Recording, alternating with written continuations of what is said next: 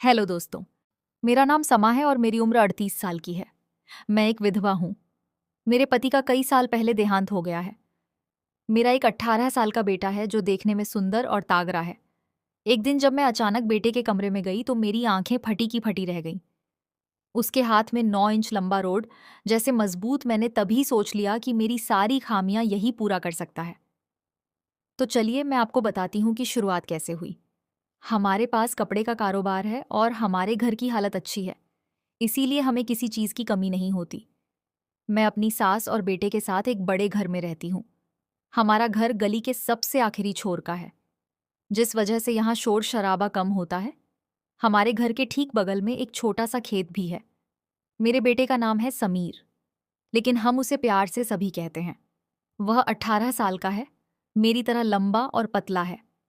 उसकी height 5 feet 8 inch है। वह जी कॉलेज में पढ़ाई करता है और हॉस्टल में रहता है। उसका कॉलेज यहाँ से ज्यादा दूर नहीं है, बस 5 घंटे की रास्ता है। मगर कॉलेज के सख्त नियमों की वजह से उसे उसे हॉस्टल में रहना पड़ता है। उसे महीनों में सिर्फ 2 बार शनिवार और रविवार को ही घर आने की मौका मिलता है। जब मैं अपनी बात करूं, जैसे कि मैंने बताया, मैं 38 साल की हूँ, पतली और सुंदर हूँ और मेरी लंबाई 5 फुट 4 इंच है। लोग अक्सर कहते हैं कि मैं जब भी बहुत सुंदर लगती हूँ और आकर्षक दिखती हूँ। मैं आमतौर पर कुर्ती, ब्लाउज, जैकेट या चोली ही पहनती हूँ और खास मौके पर ही सूट पहनना पसंद करती हूँ। जब मैं बाहर निकलती हूँ तो लोग मुझे घूरते हैं। मेरी कुछ सहेलियों ने भी ये बात मुझसे कही है। एक दिन समीर के कॉलेज से प्रोफेसर अनीता का कॉल आया। उन्होंने बताया कि मेरा बेटा बहुत समझदार और तेज है, लेकिन हाल ही में के दिनों में वह थोड़ा बीमार और उदास सा लग रहा है। उन्होंने सलाह दी कि मैं उसे कुछ दिनों के लिए घर बुला लूं ताकि वह थोड़ा सुकून पा सके और पढ़ाई पर फिर से ध्यान दे सके। मैंने उनकी बात मान ली और समीर को घर से ले आई। हम दोनों शिक्षित था, इसीलिए कभी कभी अंग्रेजी में भी बातें करते हैं। समीर को घर आने के बाद कुछ दिन ऐसे ही गुजर गए। सुबह मैं अपनी दुकान पर चली जाती और समीर कभी कभी गली के नुक्कड़ पर अपने दोस्तों से मिलने चला जाता। मुझे पता था कि वह वहां सिगरेट पीता है, लेकिन मैंने उससे इस बारे में कुछ नहीं कहा। दोस्तों, मैं एक दिन की घटना बताती हूँ। उस दिन मुझे शाम को एक महिला समारोह में जाना था और मेरी सास भी अपने रिश्तेदार के यहाँ गई हुई थी। घर पे मैं अकेली थी। शाम के करीब 6 बजे थे। मुझे तैयार होना था, लेकिन मेरा नीला सिल्क का सूट कहीं नहीं मिल रहा था। मैं उसे ढूंढते ढूंढते समीर के कमरे में पहुंच गई। तभी समीर ने अचानक कहा, मम्मी, मैं दोस्तों के साथ बाहर जा रहा हूं, और तेजी से निकल गया। मैंने भी उसे हाँ में जवाब दे दिया। फिर मैं अपनी साड़ी ढूंढने लगी। तभी मेरी नज़र समीर के बिस्तर के नीचे पड़ी और वहां मुझे अपना वही नीला सिल्क सूट दिखा। मैंने सोचा यहाँ कैसे आया, लेकिन वह वक्त मेरे पास सोचने का समय नहीं था क्योंकि मुझे समारोह में देर हो रही थी। मैंने जल्दी से सूट उठाए और पहनने लगी, लेकिन जैसे ही मैंने उसे पहनने मुझे कुछ गीला और चिपचिपा सा लगा। मैंने फटाफट सलवार उतारी और देखी तो उस पे कुछ गहरा सा निशान था। मैं हैरान हुई कि ये क्या है। फिर मुझे एहसास हुआ कि ये मेरे बेटे का करतूत है। मैं सोच में पड़ गई कि समीर ऐसा क्यों कर रहा है। लेकिन उस वक्त मेरे पास वक्त नहीं था, तो मैंने वहीं सूट सलवार साफ करके पहन ली और निकल गई। थोड़ी देर बाद मुझे अजीब सा मजा आने लगा। अगले दिन भी कुछ ऐसा ही हुआ। सुबह जब मैं दुकान के लिए तैयार हो रही थी, समीर बाथरूम से जल्दी में बाहर आया और बोला, मम्मी, मैं बाहर जा रहा हूं। मैंने हाँ कह दिया और वह चला गया। मैं कपड़े बदल रही थी। तभी मेरी नज़र बाथरूम में पड़े एक कपड़े पर गई। उसे देखकर मैं हल्के से मुस्कुराई क्योंकि अब मुझे यह सब अच्छा लगने लगा था। फिर रविवार को मुझे अपने महिला ग्रुप के एक आयोजन में जाना था। शाम को मैं वहीं थी। अगली सुबह मैं घर आई और समीर अपने कमरे में था। थोड़ी देर बाद वह बाहर आया और बोला, मम्मी, मैं जा रहा हूं। मैंने उसे जाने दिया। उसके जाने के बाद मैंने उसका बिस्तर ठीक करने के लिए चादर और तकिया उठाया। तभी मेरी नज़र नीचे गई और फिर वही चीज़ दिखी। अब यह सब मुझे सचमुच पसंद आने लगा था। मुझे अब समझ आ रहा था कि समीर थोड़ा परेशान क्यों रहता है। शायद उसे यह सब रोमांचक लगता हो। हाँ, वह अब जवान हो रहा है, लेकिन मेरे कपड़े क्यों इस्तेमाल करता है, ये सलवार मेरे मन में बार बार उठ रहा था। फिर मैंने सोचा कि क्यों ना मैं जानबूझकर अपने पसंद कपड़े उसके कमरे में या आसपास छोड़ दूं। कुछ दिनों बाद एक रविवार की दोपहर को मैंने फैसला किया कि आज दुकान से जल्दी घर आ जाऊंगी, क्योंकि शाम को सांस यहीं जाने वाली थी।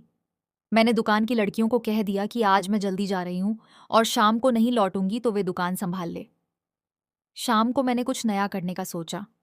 मैं चुपके से समीर के कमरे में गई, कपड़े बदलने और कुछ कपड़े वहां जानबूझकर छोड़ दिए, यह देखने के लिए कि वह क्या करता है। फिर मैं अपने काम में व्यस्त हो गई। दोपहर में जब मैं देखी तो सनी अपने लैपटॉप पर कुछ देख रहा था और अपना काम कर रहा था। मुझे थोड़ा अटपटा लगा, लेकिन मैंने सोचा कि वो युवा है, क्या क्या कर सकता है, और मैं फिर अपने काम दास में लग गई। अब शाम के 5 बजे बज चुके थे। सास रिश्तेदार के यहाँ चली गई। घर में सिर्फ मैं और समीर थे।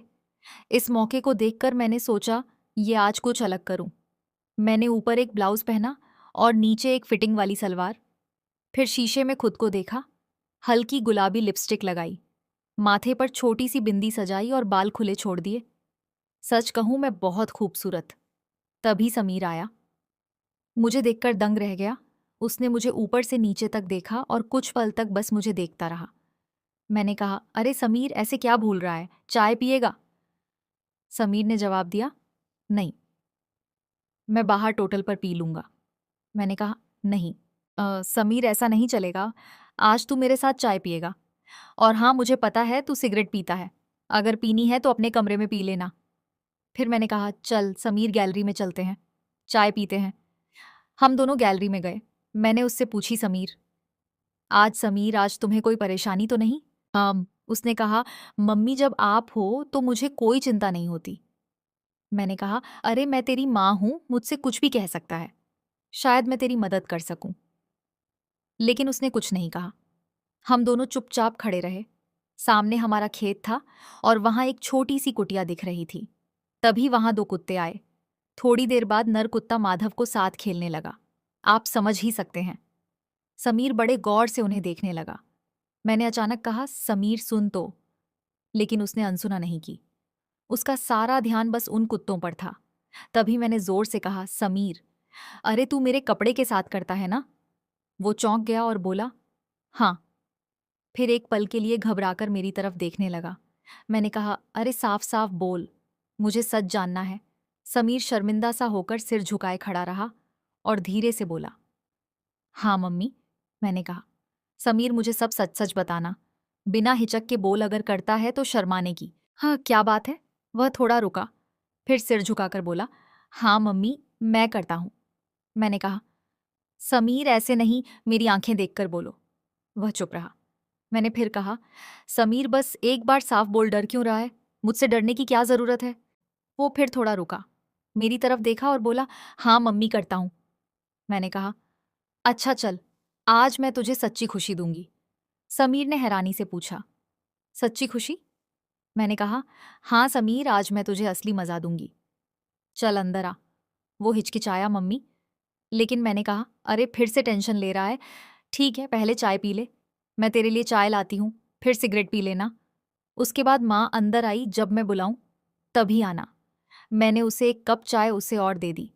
उसके कप में मैंने एक बोली मिलाई। मुझे पता था कि यह चाय पीते ही उसका मन बदल जाएगा। मुझे ये भी मालूम था कि सास अब भी 2 दिन तक नहीं लौटेगी। हमारे मोहल्ले के सत्संग चल रहा था और भक्ति भजनों की आवाज गूंज रही थी। चाय पीते पीते मैंने घर के दरवाजे और खिड़कियां बंद कर दी, पर्दे भी डाल दिए। सिर्फ किचन की रोशनी चालू थी, क्योंकि बाहर हल्की बारिश हो रही थी और अंधेरा सा छा गया था। किचन की माध्यम रोशनी बेडरूम तक पहुंच रही थी। चाय के बाद समीर बालकनी में सिगरेट पीने लगा।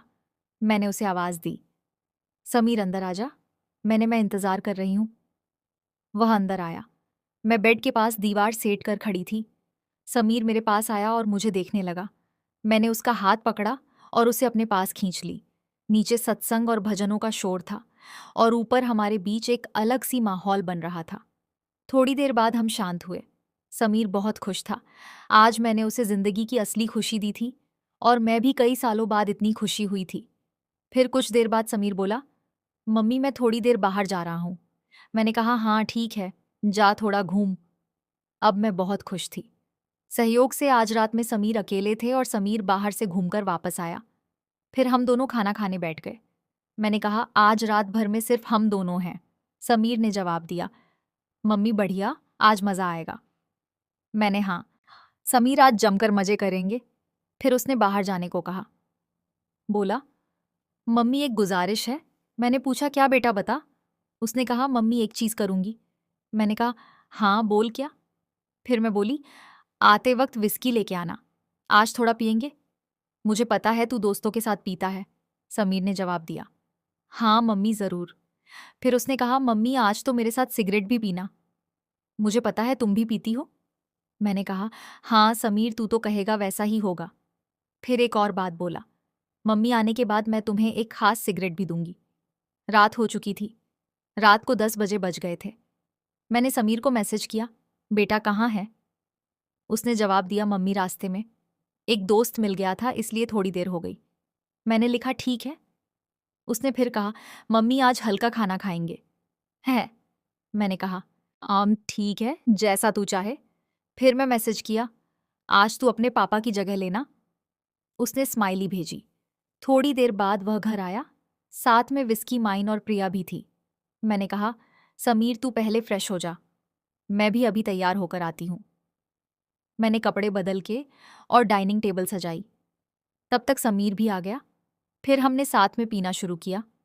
पहले वाइन ली, फिर विस्की पी। अब हम एक दूसरे को देख रहे थे। हल्की हंसी, ग्लासों की टकराई और मोमबत्ती की मध्यम रोशनी ने माहौल को खास बना दिया।